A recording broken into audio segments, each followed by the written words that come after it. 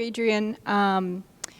As Adrian mentioned, I'm with the Nelson Institute for Environmental Studies, and currently I work there as a coordinator, helping run a program in environmental conservation, a professional master's, and then also am co-chairing an upcoming conference next summer, the North American Congress for Conservation Biology. So if you have any questions about that, feel free to ask me later.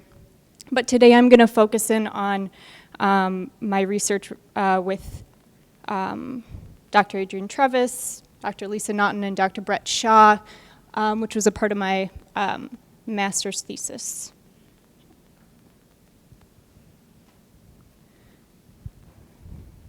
So kind of just jumping into, we've talked a little bit about the biological and social science influence on policy, so kind of segueing into the social science part of that.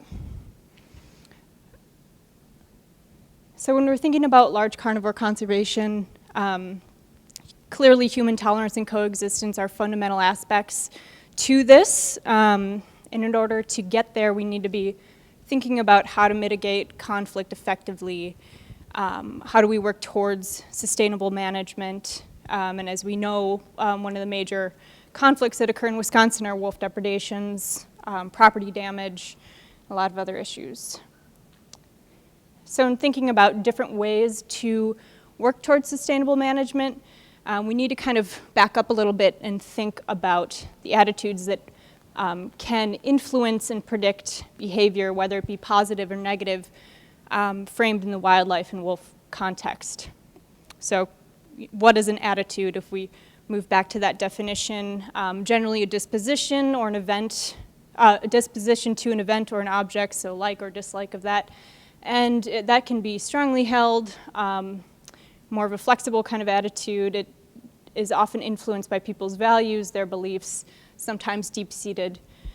So that kind of moves into the line of, is there an intention to act? And that may be influenced on how deeply held these dispositions are.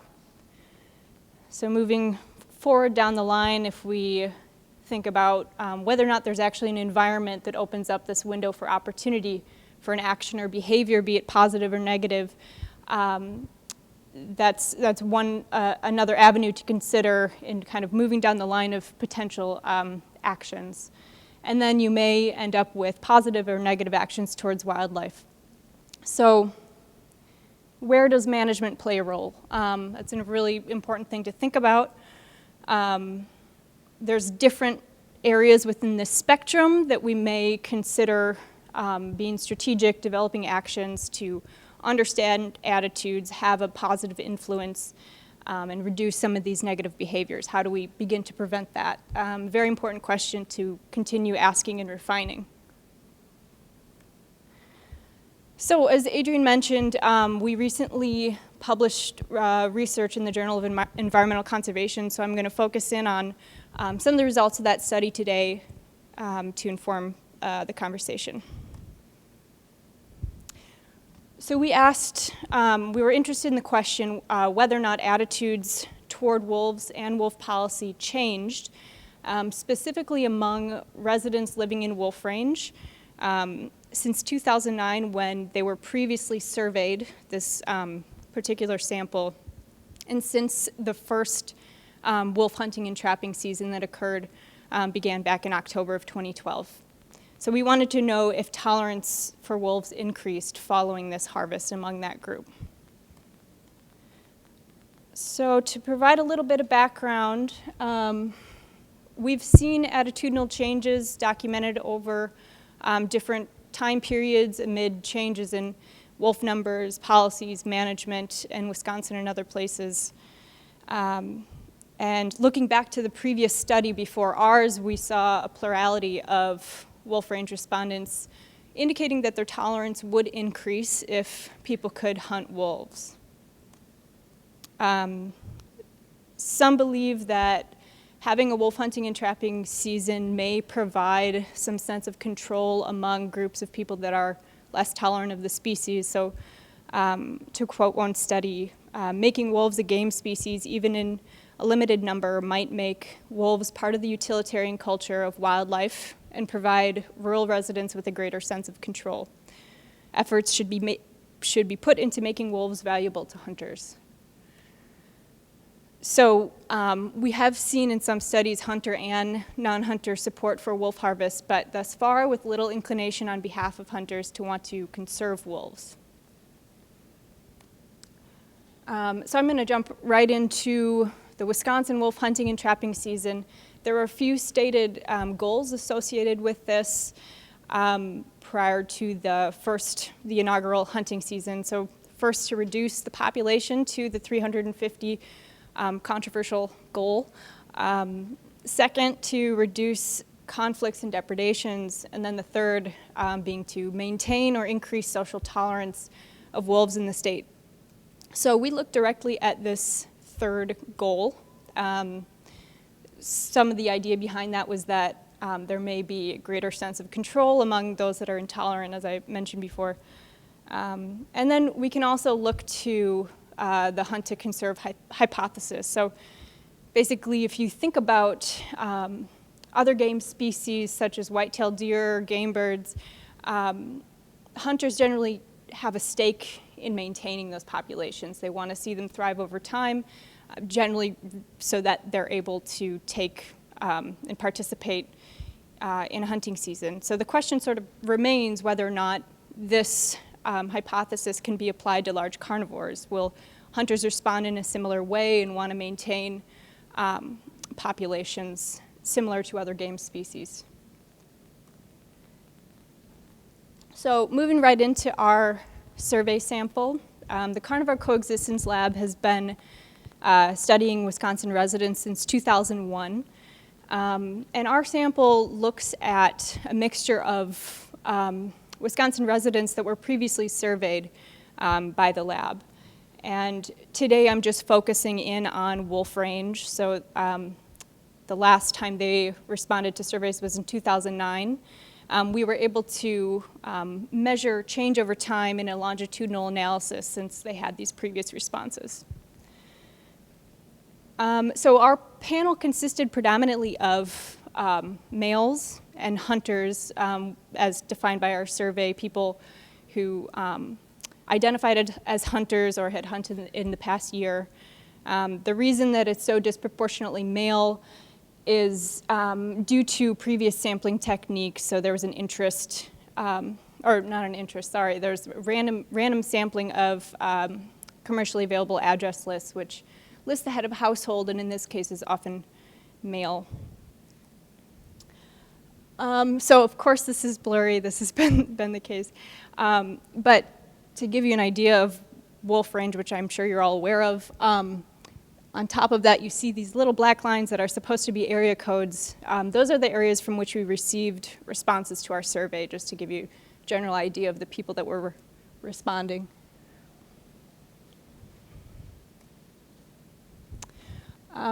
So I'll talk a little bit about our questionnaire.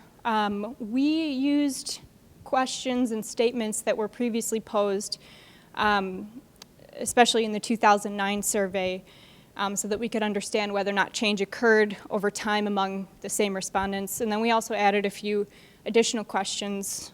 And then I'm going to talk about the 9 statements that we included in order to understand whether or not tolerance changed over time. So it's kind of a lot of words, but I'll put these up here so you can get an idea.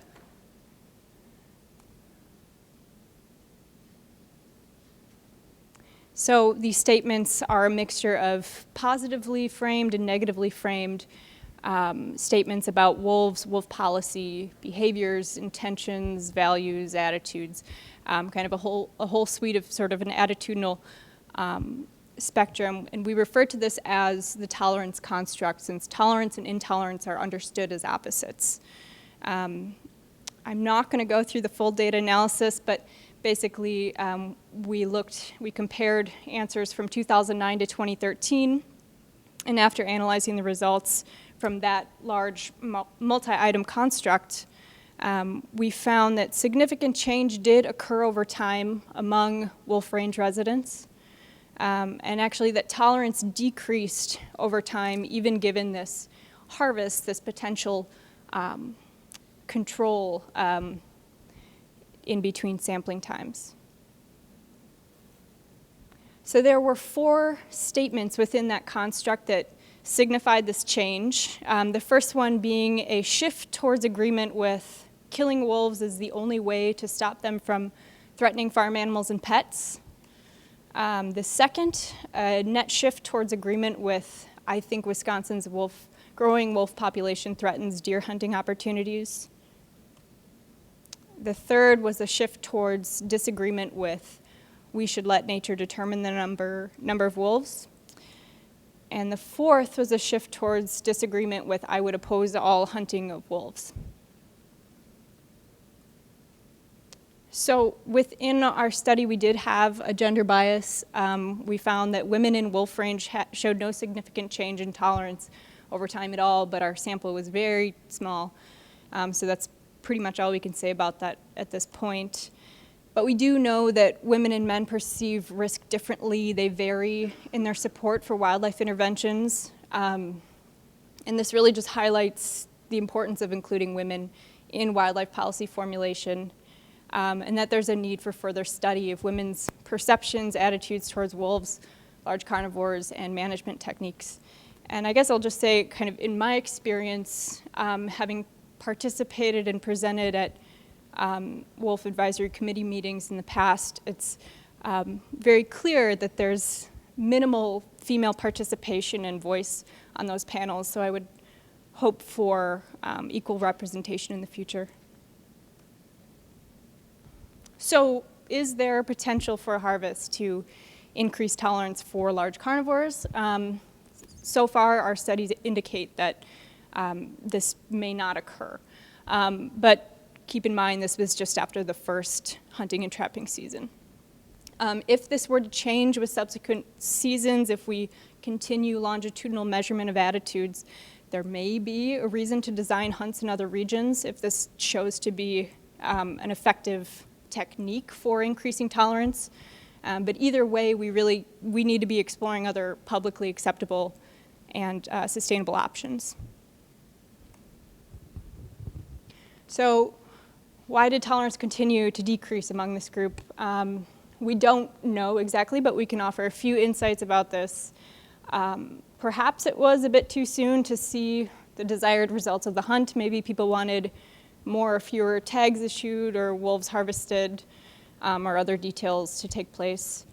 Or perhaps this harvest actually reinforces social acceptance of intolerance for the species. So if you legalize a system in which you can publicly kill a wolf, does that then make it, in some mindset, a socially acceptable behavior of extension of intolerance?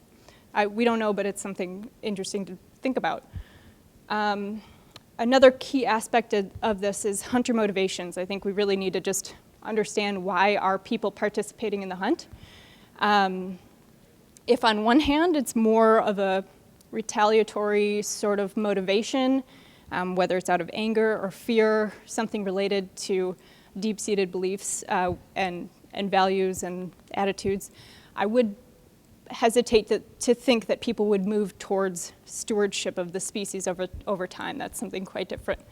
But if it's more along the lines of recreational motivations, as you see with other game species, so harvesting for the opportunity to be outside, to gain a new skill, anything to that effect, you may see hunters over time moving towards this sentiment or intention of stewardship and maintaining population over time.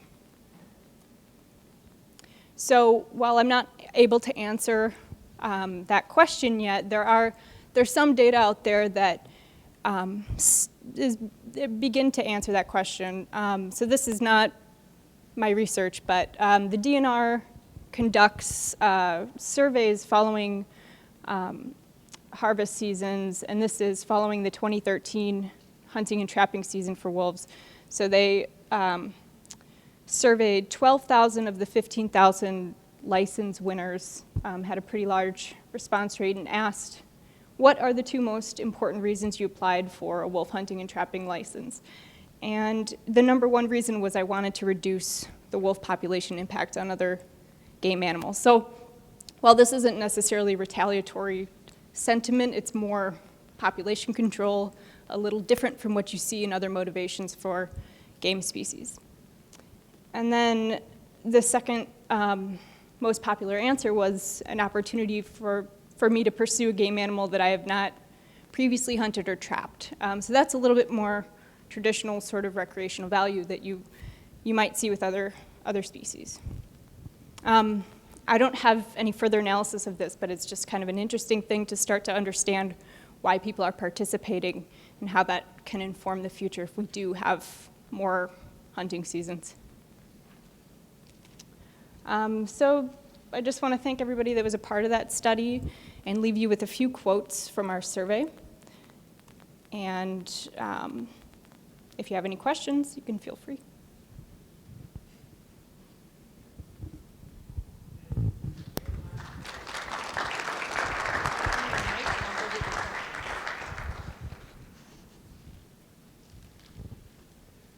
You know, I don't know if there'd be any chance to do something similar to what you did in Minnesota, but it'd be interesting because I think there is perhaps that the Wisconsin season essentially treated wolves as a problem to be addressed through that season, whereas the Minnesota hunt at least wasn't really trying to reduce that population. And it would be interesting to see if somehow that had effects on people's tolerances as they exercise this.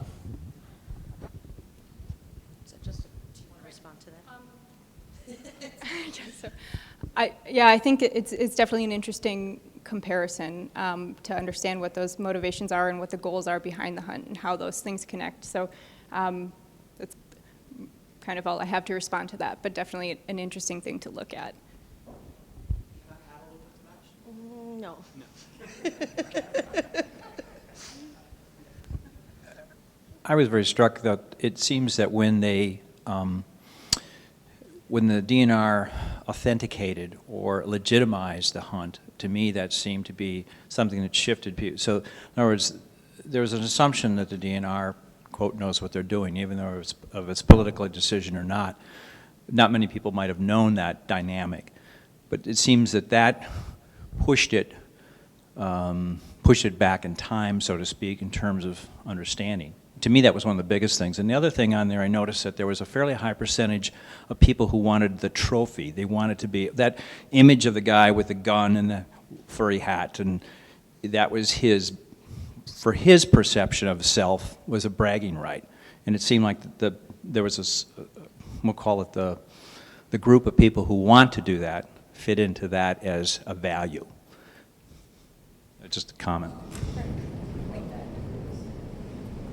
I guess I'll just say in response to the first statement, if I understood correctly, I think social norms play a very powerful role, and when you do legalize something or put it out there to the public from an authority that people recognize, that may influence the way that people understand what's going on and what their attitudes are in the long run.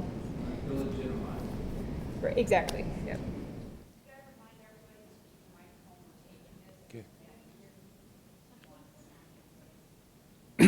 Yeah, there was also a major decline in the deer herd during that time period. I wonder how much of the intolerance toward wolves is maybe just a frustration with the low deer numbers?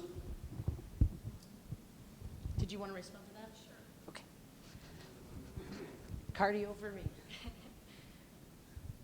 I think that's an interesting question, and actually just looking back at the survey and the response, I wanted to reduce the wolf population impact on deer and other game animals. It connects pretty closely with one of our main indicators. I think Wisconsin's growing wolf population threatens deer hunting opportunities. So those things seem to be impossible to extricate from each other, and I think it's all pretty well tied and a lot to understand. I think we have one more time for one more question. Then you get to wrap up. Just really quickly. Yeah, I think that a great study. I don't think there's any reason to believe that legalizing wolf killing would reduce or you could be interested in looking at. was done by Dave Person in Alaska, and it was on collared wolves. And so it's totally illegal to kill wolves in Alaska most of the year. But they found that something like 80–90% of these wolves were actually poached, and mostly it was retaliatory, as you're describing. So I don't think making it legal will really do anything to alleviate that.